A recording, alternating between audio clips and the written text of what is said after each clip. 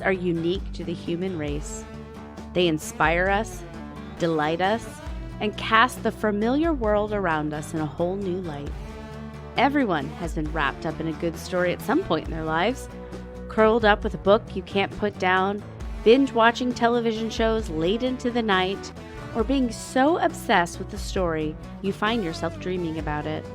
And every one of us at some point has thought, what if? Today, we are entering the online world of fan fiction. What is it? Who writes it? And why the subject matter often leads to the dark, the sexual, and the taboo. That's what you're in for today on Impolite Society.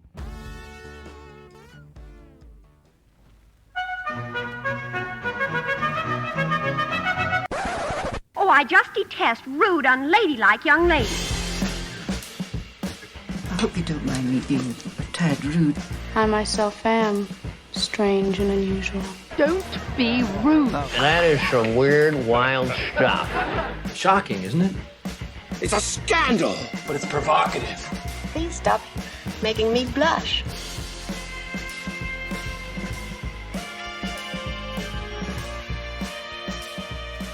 Welcome to the podcast that explores the topics you can't discuss in polite society, like the idea that two brothers can get each other pregnant, have butt babies, and raise them together. I'm Laura. And I'm frightened. No, that is quite the intro to set this topic up. But, before we dive into it, I am Rachel. I'm not just frightened. I have a name. And it's Rachel. And this is a frightening and exciting topic today. We are talking about fan fiction. And a little behind the scenes info for you. Before we came back for Impolite Society Season 2, Rachel and I actually thought about doing a new podcast that 100% revolved around fan fiction, or for the initiated, fanfic. Oh my God, I had completely forgotten that we had even talked about that. That was like another lifetime ago. Oh my God, it was such a good premise, but I can't remember what exactly it was, but I know I was excited about it. What was it called? Oh, redact that. Oh, okay. I'll bleep it. Yeah, we don't want anybody to steal our ideas. It was gold. And reading the research today, I'm like, let's do it. I want to do it now. Like you said, redacted. We'll talk about that later. Because stay tuned, because we, the two mothers of 4 children under 4, we need another side project on top of our side project. We have too much free time. Some of us choose to build a kitchen. Others do another podcast. So today, we are not only going to tell you more about fan fiction. We just want everyone to know that this is a topic near and dear to our collective hearts that has almost endless applications. And so if you're not familiar, what is fan fiction? Let's just get some basic facts on the table. If for some reason you've been buried to the internet in the last 10 years. Fan fiction. Oh, it goes longer than that, right? 20 years. I'm sure as soon as the internet started, somebody was. Well, I guess that's true. Oh, God, now you're dating me. This is one of those things that was 10 years ago. Yeah, No, that was 25 years ago. What was anyway. dial-up was in the 90s? That's coming on 30. Mm-hmm. Time zero. March is on. Fan fiction is a category of writing where writers take the original works of others. So thinking a book, a TV show, a movie, an anime, a comic book, whatever you can think of that has original characters in it, and creates their own stories using those characters. I mean, technically they don't have to be fictional characters either. You can write about people in your life. I think of Tina Belcher from Bob's Burgers has her friend fiction that she writes, her erotic friend fiction, where she writes about her friends and sexual situations. I love Bob's Burgers. It's such my comfort show. I have been watching it on repeat during this newborn phase of life. That is an interesting take. I've never thought of it, but yeah, you're absolutely right, because they don't necessarily have to be fictional characters. No. We'll talk about that a little bit later, but these stories usually have a certain theme to them. And that theme is, what if these 2 or 3 or 4 or 5 or 6 characters fucked in increasingly weird and fucked up ways. Right? Did I get that right? Well, fan fiction is not always sexual. Some people do write perfectly in character, canon, vanilla versions of fan fiction. So sweet. It truly is. It really is. It's very sweet. I think of it as people like auditioning to be a writer on the show. You know what I mean? Like they're making their own pilot scripts. Yeah. But the vast majority of fan fiction is about relationships, romance, sex, or straight up porn, or a combo of those, because it doesn't have to be mutually exclusive. You can have something that's about a relationship and romance and then like a everyday thing, but then also there's wild fucking at the end. You know, you can mix and match these things. That reminds me of the 30 Rock episode where Liz Lemon has to give Tracy Morgan her life rights and he uses it to make a porno.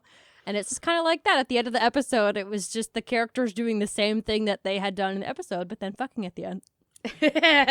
Yep. That's pretty much where it goes. But this makes me, I have to ask, have you ever written any fanfic? I think you know the answer. I to think that I do question, too. Rachel. I think Laura Yes, has written 100%. a lot of fan fiction. Did you post it to websites? Is it still out? You oh my God, I remember. It is out there, but you won't tell me the name. No. You Yeah, gotta it's tell out me there. the name. No. That's the one topic we won't broach. I'm pretty sure in the clitoris episode we talked about our vulvas extensively. But Laura won't tell me her fanfic author name. Maybe I will after the episode. Well, maybe we'll make a Patreon, and if you subscribe. Ooh! What about you? I would say I have dabbled. I've never published anything to a website, but I did. One of the things I wrote when I was in high school was a scene of Bella Swan's first kill when she became a vamp. But little did I know that Stephanie Meyer was going to make her like the perfect vampire lady who never succumbed to the bestial urges of killing and drinking the blood of a human. The bloodlust. Yeah, she didn't have it. She was just super self-controlled vamp mommy.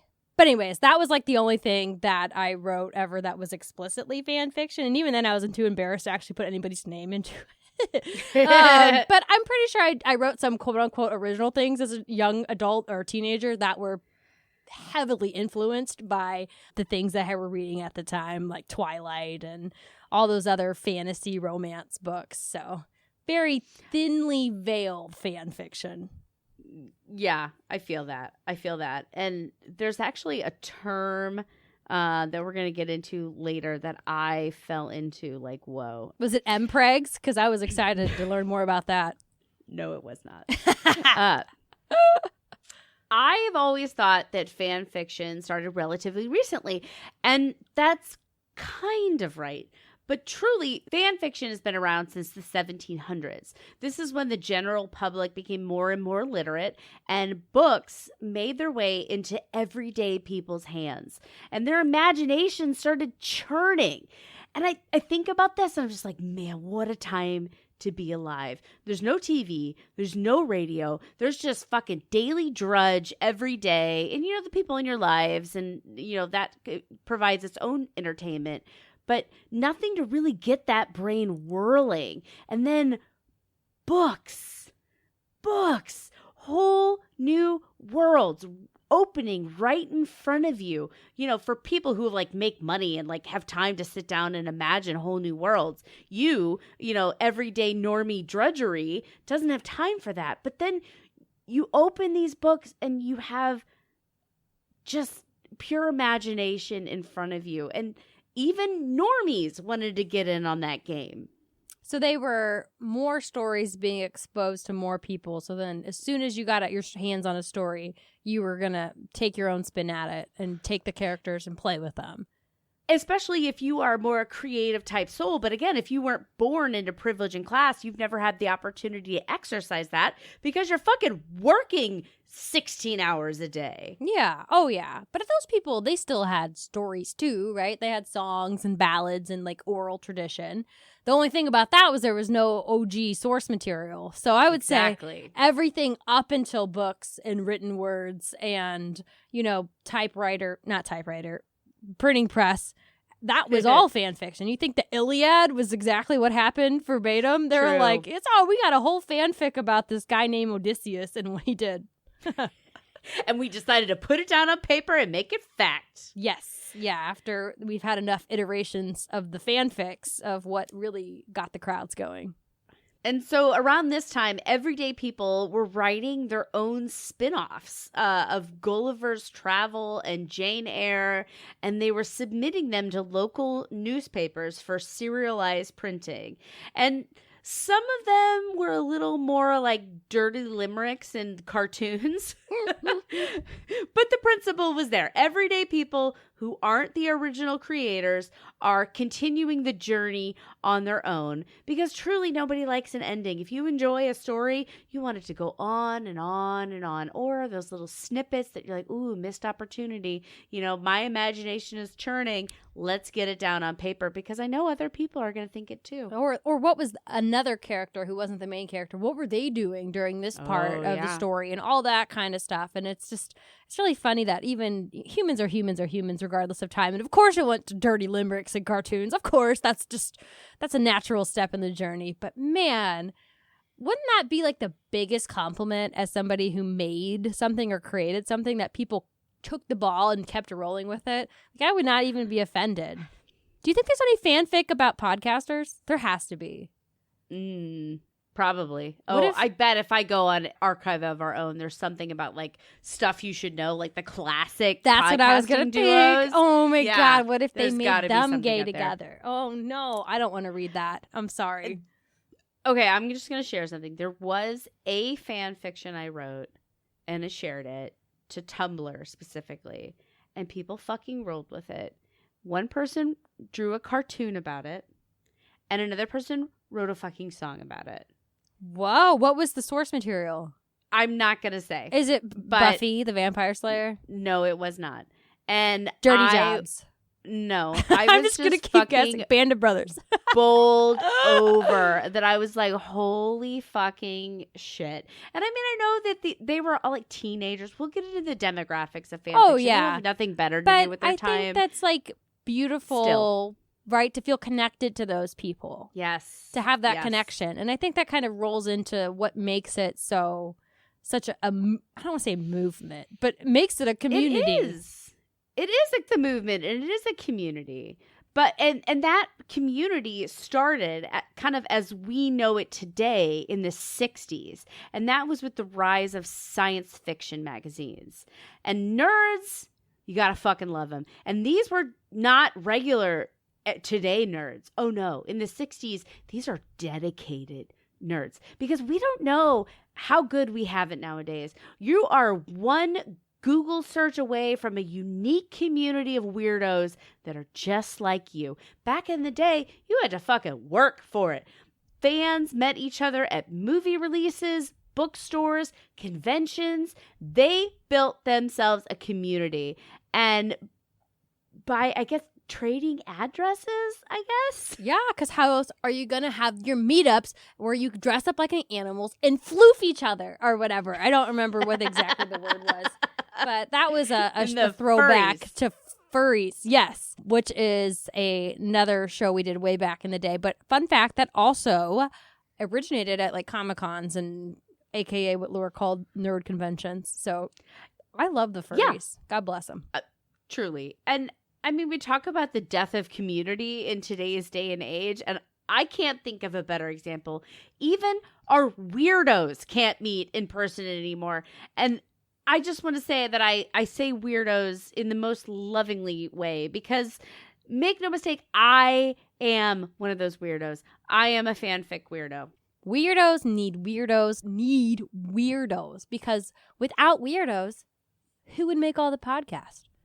Would it just be lifestyle influencers and coaches, life coaches, and former actors on sitcoms? They already have enough attention. They don't need any more. Fucking truly. Because, yeah. Turn into the rat king of attention. But it really is. It's like, podcast is really the last true, like, pure actually, you know what I'm going to say? Fan fiction and podcasting. The last true bastion of weirdos. Because I feel like everything else, like you said, has been co-opted by like the super influencers, super popular. Everyone's trying to monopolize, blah, blah, blah, blah, blah. We're staying true. Well, I think Us like weirdos. D&D. Okay, role fine. playing, Prove me like wrong. some, Whatever. Some okay. fandoms. All right. Anyway. I bet people write fanfic about D&D. Oh, especially the movie 100%. with who's that guy? The Duke from Bridgerton. Okay. Anyway. So these sci-fi fans, they started communicating and they created their own fanzines. And these are fan-made magazines that are about the subject matter that they were interested in. Fan magazines were printed out and mailed to the communities that were interested in. And along with kind of reflection pieces like, oh, this is what this means to me. This is the subtext of this episode, movie, etc., etc. There's some character explorations, actor details. Original works started to appear in these fan magazines. And oh my God, that sounds like a dream job, which I guess it probably wasn't even a job. It was probably just people doing it for fun. But like, what 100%. a great hobby to be the editor of one of those zines where you just get to be the one who spends all this time diving through the fandom and the interest and picking what gets to go in there and what's worthwhile. Yeah, for sure. I don't know. I was trying to figure out, I'm like, did people pay for this? I mean, they had to have had, right? Like, if you print it out and mail it, that's cost. But, like, I don't know how the system worked. But it was analog and labor intensive, for sure. Did they cut out, like, letters and tape them onto a page and then photocopy it? No, they were photocopied, but they get, like, you know, one printer to do a couple of things, and then they would photocopy it and bind it together with staplers and then send it around. Wow. So these fan magazines were happening since the 50s or the 60s, labor intensive, but then in 1968 it happened. Uh-oh. The first slash fiction appeared. So if you don't know what slash is, I don't know what slash is. Truly, I don't. Oh my God. Is it like slasher? No. Mm-mm. I'm going to get you in on it. There are a lot of fanfic terms and too many to define in its entirety here. But the number one term that you need to know is slash. And slash fiction is so called because of the forward slash or slash. The symbol. Between two. Yes, forward slash the symbol between two characters' names when a story specifically gets pornographic. So it's not like, oh, Bella and I don't know, what's another Twilight character's name? That's not Edward. Rosalie. When Bella and Rosalie had like a conversation or a side, you know, something, it wouldn't be Bella slash Rosa, whatever. It has to be like, no, this is a pairing. So that's when you do slash. It was first used to describe homosexual relationships, the unconventional relationships. But I think that the definition of slash has kind of evolved a bit to involve het porn too. Again, I'm going to define that term later. But I'm going to use my original fan fiction love here to get you the idea of what slash is. So like Buffy slash Angel. That would be Angel and Buffy fucking. Buffy slash Spike. Angel slash Buffy slash Spike. Ooh, that's spicy. Angel slash Spike fucking. So you get the idea. The combinations are endless, but it's the characters that are involved in fucking with slashes between their names. So this is like in the title. This isn't in the actual writing itself. Yeah, it's not in the title. It's in the descriptor of what that is. Okay. Because I was thinking that it was like you open the piece and it was like Angel slash Buffy or fucking like I was just like, because again with fan fiction, grammar can be hit or miss. I will say from my limited experience in reading fan fiction, it's a Wild West out there when it comes to grammar. It is a fucking Wild West. You get absolute shit. Then you'll come across a piece that is just like absolute fucking art. And I'm like, how do I determine the difference? question, you can't. You just got to search and find. You just got to roll the dice. You are And digging for gold, man. luckily, they have those pairings slashed together. So it's like a menu, right? You can just do a little browsing and find exactly what you were looking for, exactly what you want. Like, oh, these two random characters, I want to see them do it and see what situation led to it. Nobody wants to read without getting the jollies, you know? Like, who's going to spend time reading superfluously? Come on. This is America. Yeah. You can go through on these online forums and search, like, I want this/this, and I only want explicit material. Like, you So that makes sense because that feeds the search engine, right? Because it's one term. Yep. Yeah, okay, that makes a lot of sense why the slash came in there and how it was adapted to be cute little lingo. So, the first known slash fiction, the one that happened in 1968, was written by Jennifer Guttridge, titled The Ring of Sauceherne. Any guesses about who it starred? Think science fiction. The Ring of Sauceherne? I don't know anything about Ring, Lord of the Rings, first thing I thought of, but that's not science fiction. Okay, all right, Battlestar Galactica? Is that old? Doctor Who, Star Trek. No. Did Star I get Trek. it? Doctor Who? Star Trek? Yep. I'd watch some what the fuck was that guy's name with the long scarf on Doctor Who? Somebody. That's Doctor Who. I'm talking about Star Trek. Yeah, but I would watch Doctor Who, read Doctor Who. David fanfic. Tennant?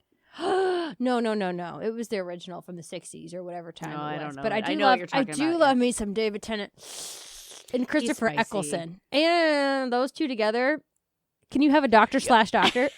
Oh, Timey-wimey, squiggly wiggly. That's out there. 100% that's out there. But this first back one, on track. Focus, Rachel. it was Kirk and Spock in the Ring of Sauceherne. I might be mispronouncing that. I don't know. But let me give you a little summary. Quote, Kirk and Spock find themselves stranded on a remote, deserted planet.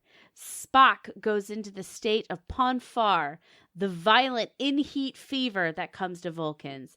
Okay, side note, that is 100% canon. That is something that happens in the show. They come into heat. The phrase "violent in heat fever" made me retch. I'm sorry. That is back to quote. Traumatizing. Okay. During which they must have sex or die. To save Spock's life, Kirk allows Spock to penetrate him, and the two then fall in love and spend all the remaining days on the planet exploiting both the planet and each other's bodies. Oh my gosh. I mean, penetration is a very big jump. Like, you could throw a hand into the mix to save your bro, right? I don't know the rules of Ponfar. It might have to be penetration. You know, if it's like in heat and like you gotta like impregnate somebody. Anyway, okay. So right out of the gate, fan fiction is getting exactly where people live, which is in the taboo. Oh, this makes me want to do the other podcast so bad. Because it's like, oh, it's our hobbies. It's fandoms and fanfic and the taboo. It just was such a good idea. I mean, maybe we'll do it like a limited series. Like, we'll do it in a series someday where instead of constantly around the clock, like I'm Impolite Society, our first never maturing newborn baby that cries every 3 hours and demands. No, just kidding. I love Impolite Society. But maybe in the future we'll do like a season where we'll do like seasons of this other thing. Because or also we could just throw it in here, like throw it in the feed. Like, what do y'all think of this? Yeah, I like that idea because who the fuck cares, right? It's either you listen to it or you don't, and we'll get an idea pretty quick. It's a hobby. Who fucking cares? Okay, so things in fan fiction can get weird and dark pretty fucking fast. And don't get me wrong, it's not all sexual deviancy. Like I said, there are some vanilla things in there. But there is no better way to prove this by looking at a convenient word cloud of tags on Archive of Our Own, also known as AO3, and this is the most popular fan fiction destination on the internet. So, Rachel, looking at that word cloud, what are some of the ones that really jump out at you? Okay, so my first kind of scanning over it, the ones that are the ones that are not going to surprise anyone. I see smut. I see romance. I see BDSM, bigger than others, and a fun one, just humiliation and mythical beings and creatures. Those are just some of like the ones that jump out.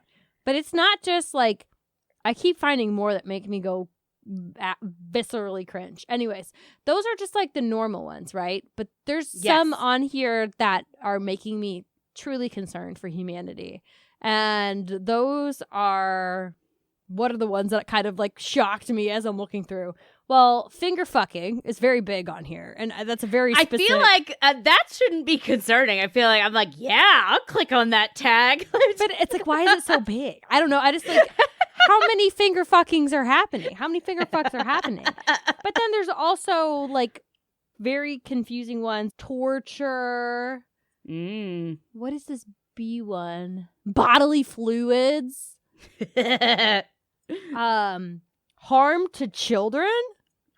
Woof. I don't even want to touch that with a 10-foot pole. Torture. Like, just what is going on here? But then there's also some like cute ones that make me intrigued, like pining. I'm like, oh, pining. Yeah, pining. But then there's also a category for secrets. And I'm just like, what's that? What are the secrets? So this really, it covers the whole spectrum of humanity. But there's also some non-sexual ones on here. Like, if you just get past the non-consensual, you see non-sexual. General, that's another one. Like, general is non-sexual fictions. So there's a lot going on in this word cloud. And so let me start with some of the more harmless ones and define some of these terms. Okay, yeah, because there was one I wrote down, dead dove. I don't know what that means, and I didn't see it. I honestly tried to look into that. I don't know what that is, because I was also like, what the fuck is that? And then I clicked into the tag and I'm like, I don't see a through line in all these different stories. So if somebody knows what dead dove, don't eat the dove is, please let me know. I don't know. But let's start with some of the harmless ones. Alternative universe. This is very common. AU fix. So this is when the world as itself is canon. If you don't know what canon is, that is like, that's the creator. That's the official version of the story. Alternative universe is where you take that canon story and switch some things up, whether that is a crossover with another fandom. So if it's like Marvel and DC characters are interacting, or Buffy characters and Twilight. Vampire. Twilight characters are interacting, or alternative universe of like, these are the same characters, the same people, but they don't live in that universe. They live in our normie universe, or they live in a zombie apocalypse universe. Got it. So like, what if Harry Potter wasn't a wizard? Like, and he just wasn't an accountant or something? But it was the same thing. Like, his parents died, and like he was an abused child, and and for some reason famous. I don't know. And he wanted to fuck everyone. Not always. And then another term is real person fiction. Oh, is this like where fictional characters meet real people? Like, can I use real person fanfic to insert myself into, let's say, Bones, the TV show Bones? Oh, shit. No, it would be more as if you or a fictional character had sex with the real person of David Boreanaz, who plays a character on Bones. And Buffy, right? And Buffy and David Boreanaz. So it would be like, if it's kind of like that erotic friend fiction, right? Where it's like, I take a real person and I write about them. Like, I could write President Obama fiction. Yes, precisely. Like he's hooping it up or something. I don't know what he does in his spare time. And this is kind of like a moral gray area. Sometimes this is frowned upon in the fan fiction community. It's so weird. I mean, could you imagine, so a podcast fiction would be a real person fiction. Oh, yeah. Like, we made jokes about that. Do you think that oh, my God. What would you do if somebody made an Impolite Society fan fiction? I would be so fucking flattered, and I would post it everywhere and everything and say, look at this. But, like, you know what it would be. So? Who cares? No such thing as bad press. Yeah, I guess. Because they're like, what else are they going to do? Oh, Laura edited half of the episode and then texted Rachel, okay, I did my half. Now it's your turn. Because that's the reality of it. And nobody wants to read that. All right, another I don't term see real person on here. I don't think it's not a super popular one, but it definitely exists. Okay, because I was going to see who are the top people, real people. Well, and Rachel, you and I, if somebody were to write a fiction about us, it would be real person fic or fem/, which is when two girls get it on. Again, gosh. Rachel / Laura with the slash in between. That's fem/, because traditionally, like I said, it was more for homosexual relationships of men. Gosh, even in the fan fiction world, men are the default. You have to add the female. What about, why can't women just be scientists? Why can't they be women scientists or women porn? Or just porn? Why has it got to be women porn? Fem/. Another really cute one that you'll see that is big on here is fluff. Fluff is just basically like cutesy stuff. Okay. You know, like, oh, they're in an established relationship and then like, oh, they have a good cuddle. You know, like it's just pure like good feelings only. That's what fluff is, and I was always like, fuck fluff, I'm not interested. Okay, so I saw that and I thought it was referring to the characters got fat and got fluffy. No, I thought it was the floofing or whatever. That I literally thought it was a sexual thing. Oops. Well, I mean, it can be sexual, but it's like a feel good. Yiffing. Oh, it's coming back to me. Okay, continue. But then you see some of the less harmless ones, the ones that you pointed out. So very popular BDSM. So we're getting into the more darker side. Non-consensual, that's another big theme in here. Or dubcon, that's another thing. Dubcon is dubious consent. So happening maybe under duress, under the influence. Dubcon is very popular. And that makes sense, right? Because if you're taking characters from a show or TV or movie or books or whatever that have no reason to actually be interested in each other. You have to make a reason. Exactly. Like, so these two enemies got drunk and then they ended up boning. Precisely. Or one forced themselves on the other and the other was like, no, but yes. That would be dubcon. Another tag, angst fix or hurt and comfort. So again, something terrible happened and they're very upset and they need solace and they'll find solace wherever they can. Take that where you will. Leading to sexual situations. Exactly. Mature themes.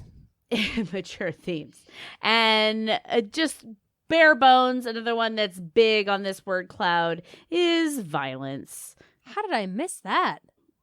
It's on there. Oh, wow. Yeah. What is that? Just like beating each other up? Or is it like violent sex? It could be anything. It could be they're beating each other up. It could be they're having violent sex. But you're seeing a theme here, right? And I assume you are, but let's hold that thought. Because one not listed here, which surprised me, because I know it's extremely popular, is mpreg. Any guesses on what that is? I talked about it a little at the top, though, so you might be clued in. Oh, with that thinly veiled, is that, I'm guessing, a supernatural reference? Yep. Is it have to do with butt babies, as you called it?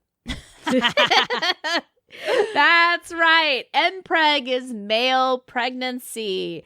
This is a whole universe in and of itself where two men, who get in relationships, like romantic relationships or, like I said, non-consensual or dubious consent, and they can get pregnant. This is not regaled to a certain fandom like my Supernatural reference.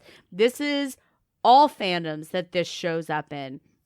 And there are all kinds of rules that they've created around it. It's very confusing to me. I'm not into these fictions, so I've never dived into this world. But there's something they've created a universe where this is supposed to have made sense. There's alphas, betas, omegas, and then they get together and there's a term called nodding. I don't really know what that means. Oh, I can guess. Well, it's definitely sex, but there's something something they You ever seen the bond aftermath in some way of a dog doing it? Oh, that's what I imagine. Did you know What's that not? dogs get stuck inside of the other one for 30 to 40 minutes after mating? Well, then that's probably exactly what it is. Yeah, I just Jesus imagine their Christ. genitals are getting locked in together. No, but it's actually dogs will get at it, and then when they've done they jump off, but the penis is still stuck in the vagina, and they stand butt to butt, and they just look at you like dumbass dogs do, and you just know exactly what they did. Okay, yeah, that's probably exactly what this is about. I don't know much about it. I know sometimes it can involve shape-shifting. What, they Anyway. shape-shifted to a woman? I'm so confused. I think so. Anyway, it's a whole genre of fiction, again, that spans all different kinds of fandoms, but that's a thing. But, okay, back to that theme that you had in your head of some of the things that we talked about, which I imagine was Finger fucking? violence. Well, I mean, who could have a problem with that? But violence, non-consensual, dubcon, hurt. And I know you, Rachel, and I think, I'm not a mind reader, but I think that your feminist brain is probably churning right now. We've done all these episodes on sex sounds and, violence and that kind of thing. Porn, the animated porn. Yeah, porn. And not even just animated porn, just regular porn. You'll see a clear theme going through. These sexual dynamics of fanfic, to me, are the most interesting thing about it. It's interesting that we just mentioned animated porn and porn in general, because I personally, it's not so much the feminism part that ticks in my brain on this, because we see this across everything from porn to romance. Romance, the genre right now, the big thing is dark romances where women are being abducted and sex trafficked and all this horrible stuff. And yeah, people are consuming that and whacking off to it. It's interesting. So to me, I think I know where you're going, patriarchy and whatnot, but I think it's all that same kind of chasing that super stimuli, that giant egg. We always got to be more shocking to get readers. In reality. Yeah, and same thing with the social media that's radicalizing all of us and all that stuff. It's just a nature of the beast, right? Once you have access to everything, the ordinary, you can't just have a dirty limerick about Mr. Darcy anymore. That doesn't get us there. We have to have Mr. Darcy chained up in our basement. You gotta go dark. Especially because you said it's about taboo, so you got to amp up the taboo every time. And may I quote, harm to children. So, keeping that all in mind, let's talk about demographic. Who writes this stuff? The readers and writers of fan fiction are overwhelmingly white females between the ages of 25 and 35. The next biggest group is 18 to 24. So, I mean, that's white females between 18 and 34. That's a pretty wide guess. But when you look at their sexuality that they've self-identified as, it's very interesting. The biggest piece of the pie is straight women, or straight-ish. A fair amount of Yeah. these people ID as queer, which is a really broad category. But I found that surprising. And I'll jump in there because I feel like women's sexuality is a little bit harder to pinpoint anyway. Totally. But that I will blame on the patriarchy and the commodifying and sexualization of women's bodies, because if we're taught that women's bodies are sex objects, then of course when you look at a woman's body, you're going to think sex. Anyways, that's neither here nor there. That is my anti-patriarchy corner. But the interesting thing, though, these fan fiction writers that are female, readers that are female, but the subjects, they're not commodifying women's bodies. They're commodifying men. Ghost sisters. Yeah. Flip the script.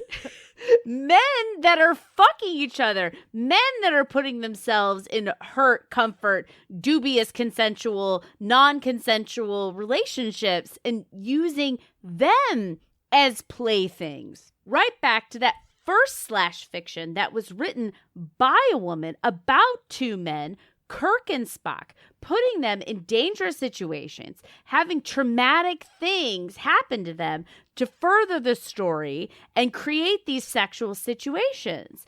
And people have been complaining for years that men use women in stories to further that male lead's journey. You know, man needs a stimulus to go on a quest of revenge. Well, his wife died or his wife was raped.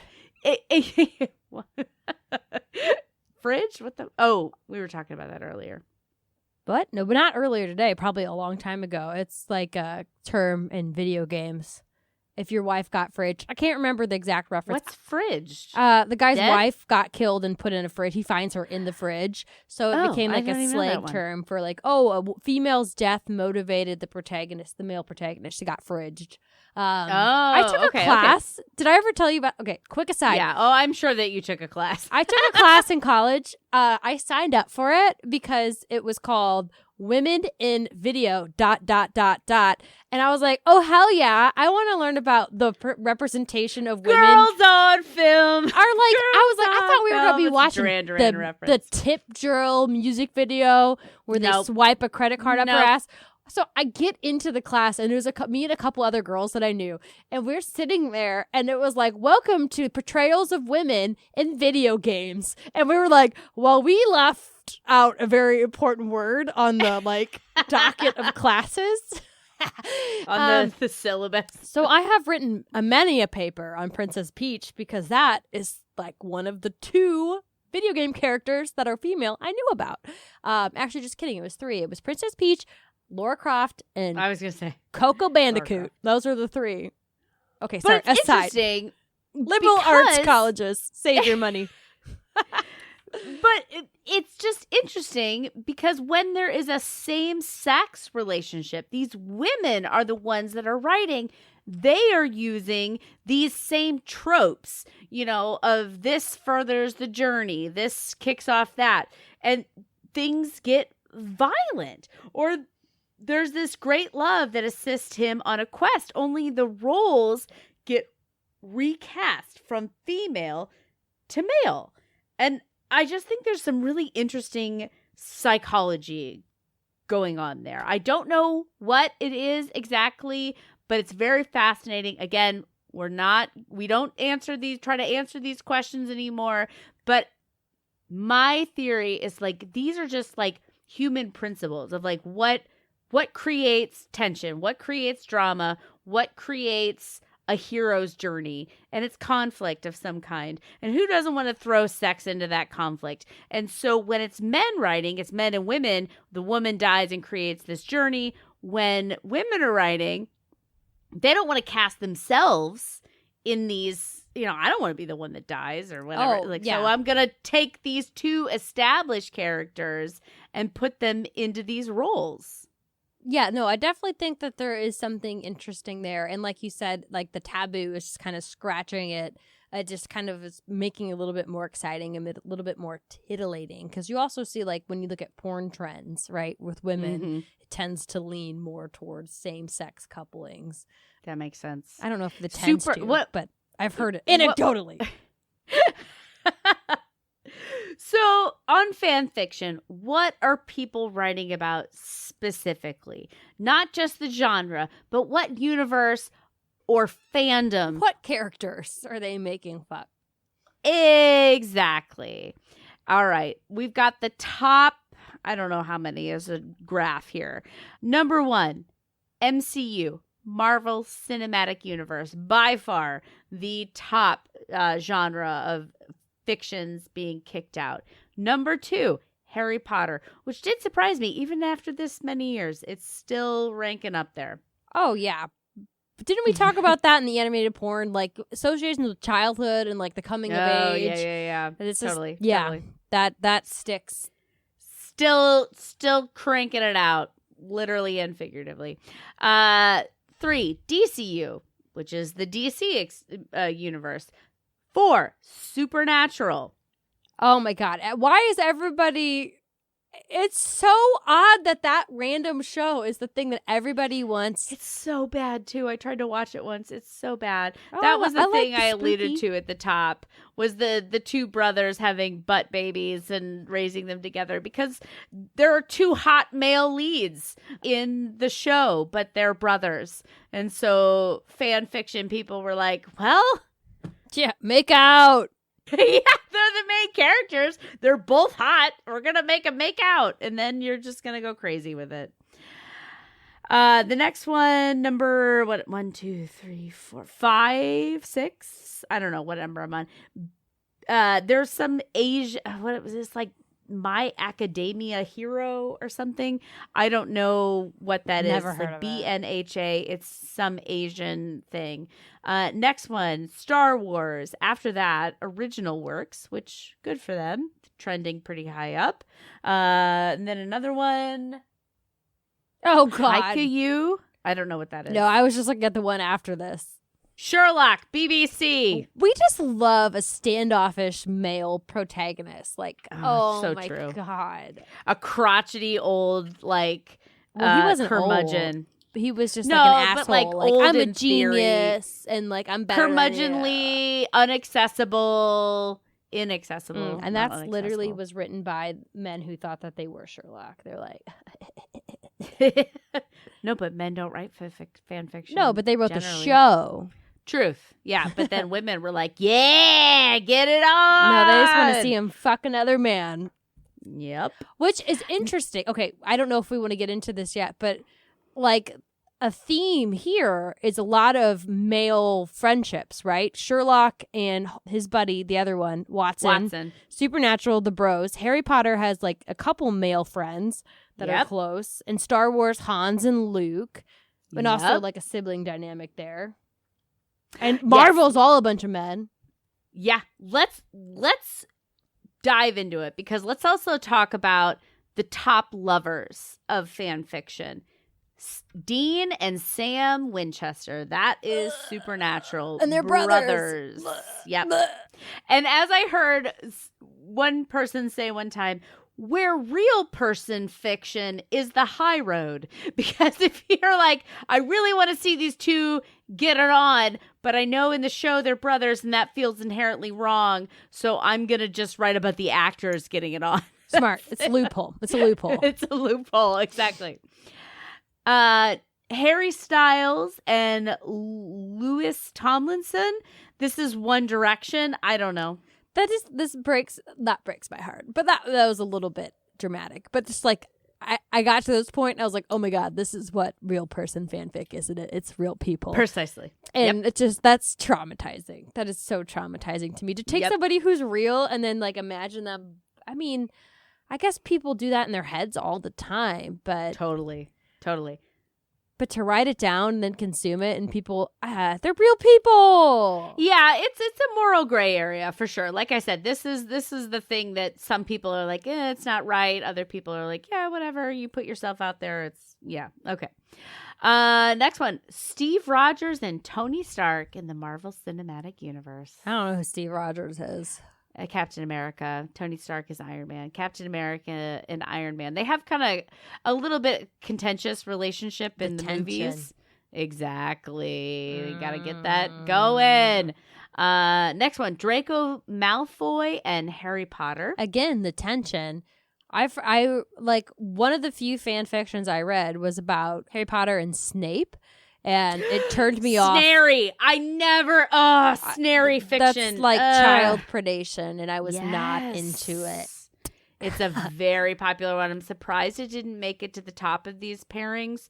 I don't remember what the source was for this, but this was a legitimate. I'll link it in the show notes.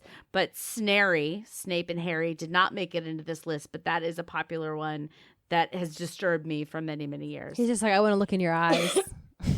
No, you have your mother's eye. That makes it so much creepier. Okay, next one, Bucky Barnes and Steve Rogers. So the Winter Soldier and Captain America. What the fuck is a Winter Soldier? I've never heard of that. You don't do the Marvel universe, but he's a. Is that a superhero? I thought that was Captain America. He's a villain. Oh. No, the Winter Soldier is a villain who used to be Steve Rogers' friend. That theme that you talked about before. Sherlock Holmes, John Watson is the next one on the list. And then Castile and Dean Winchester in Supernatural. This is somebody who's not his brother. It's an angel. It's like one of the top ships, internet ships. Yep. And I'll just say, like, the glass ceiling is real because a woman has not even cracked this list of top fan fiction sexual folks. Again, because it's mostly women, straight women who are writing these fictions. So they like dudes. That's true. Get the dudes on. Same as men who love lesbians. See two girls get it on. This is exactly the thing, apparently, that women are also equally into. It's interesting, right? Yeah. And I mean, I think we're onto something with the relationship, right? Because there's like seeing the men be vulnerable, I guess, together is what makes women aroused. Yes. Because this is the theme. Two men in a contentious relationship, again, the tension. Oh, yeah. Or they're just two close friends. And that is something that's very interesting. So women or society on a whole, we're begging men to open up, be vulnerable, have friendships, have emotional attachments.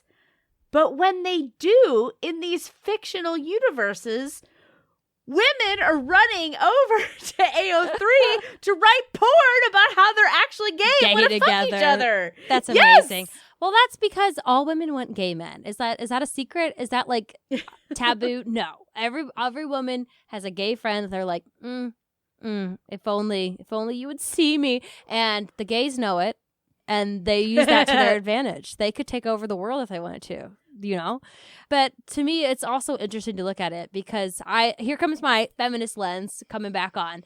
I feel like men are more often the main characters, right? So they're more often the dynamic characters where there is that tension, where there is that more like something more complicated happening. Layers. Yes, you're seeing which more is of their sexy. personality. Complication is sexy, right? And paired with that, they're not going to typically get together canonically, right? So you're not going to have that satisfying moment because think of Bones, right? I've been watching, again, that's like my newborn comfort show. We've been watching a lot of Bones. Like the sexual tension ends with them coupling, right? So why would I want to write about that when it happens on the screen? When it's happening in real time. I'm just waiting for it to happen in real time. Yeah, because, if there's a woman in the story, she's usually there to exist as some kind of romantic partner. So you're going to see that storyline play out. Like the Jim and Pam tension, people probably aren't writing fanfic about that because it's what happens. Not anymore. I bet they were at the moment, but you're right. That's like a point in time. So it's not like one of the most popular pairings because eventually it comes to... They got together and they got kids and it's like, oh, that's boring. Boring. That's my life. But Dwight and Jim, they never happen. So like what kind of kinky stuff do they have going out in the mating shed behind the whatever barn on Schrute Farms? The mating shed is actually a reference from 30 Rock. Is that a Kenneth? Yeah, of course. It's a like, Kenneth reference. What did he say? Something about albinos? Like, you get to be watchers in the mating shed or something like that. It's just, God, 30 Rock, always dancing on the line of what was actually okay to say and not, but it was funny. I think that's very interesting when you talk about men being the main characters and the most complex characters. And that's why it spurns so much fan fiction. Because, I mean, women watch porn. That's not a shocker, right? We all know that. What? Women aren't asexual beings who just lay in wait to be used by a man? But they aren't the top consumers of pornography. We know this. I feel like maybe I'm speaking a little bit out of turn. I know there are exceptions to this rule. There are some women that see a picture of a dick, just a, impersonal picture of a dick, and we're like, yeah, I am not that person.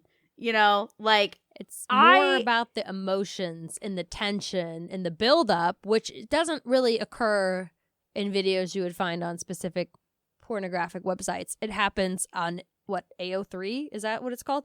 Precisely. Yes. Because I can watch a porno that has very poorly acted things where they try to create something. It's fucking bullshit. I'm not into it. I would much rather be into, I'm watching this highly polished, great written show. I understand this person and all their different motivations and layers. And then my mind comes together and develops a sexual scenario that is much more titillating to me than two strangers boning it out on a porno because of those emotional layers. So I think that is why fan fiction leads towards the female, and again, maybe leans more towards these homosexual relationships, because you have people who have more dynamic layers that play of those emotions, of that personality, plus the sex.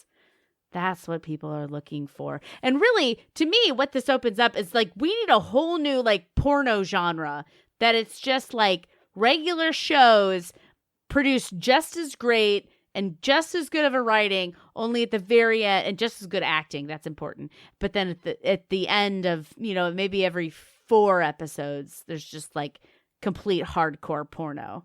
Isn't that like HBO? No, it's not as good. I mean, HBO gets dirty, but not hardcore porno, because can't get good actors to get, fucked. Dude, it was in Game of Thrones. There was actual softcore porn happening, right? I remember. Yeah, I mean, there's softcore. But it was a surprisingly famous person who was doing it in the first. I've only watched the first season. I just remember being like, "Oh wow, this is what HBO is all about." So porno, whether it's written on the screen on HBO or we write it ourselves. And also, I feel like your dream could come true with AI and these deep fakes, where we could see actual characters that we like from actual shows fucking, and that's terrifying. Kind of scary. More than it is titillating, that's for sure. Yeah. Agreed. I don't want to see those poor bros from Supernatural actually doing it. I'm just it's AI. Oh God, that's actually a really disturbing thought, that fan fiction isn't going to be fan fiction anymore. It's just going to people deep faking AI-ing. It's going to be fan fiction, because writing about 2 men having anal sex is very different than actually seeing doing it. Yeah. anal sex. Truth.